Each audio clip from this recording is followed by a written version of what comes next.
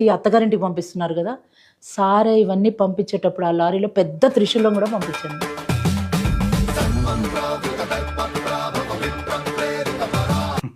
అమ్మ అంతకుముందు పూర్వకాలంలో అంతా ఇలాగే చెప్పేవాళ్ళండి. కష్టమో, నష్టమో ఓర్చుకో అమ్మా అని.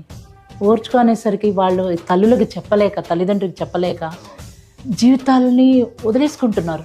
They are dying. People are dying. Suicide commit చేసుకుంటున్నారు. సో అట్లా కాదు పంపించాల్సింది. ఎనీ టైం మేమున్నాం. నీకు ఏదైనా కష్టంగా అనిపిస్తే మేము కూడా వచ్చి సర్ది చెప్తాం.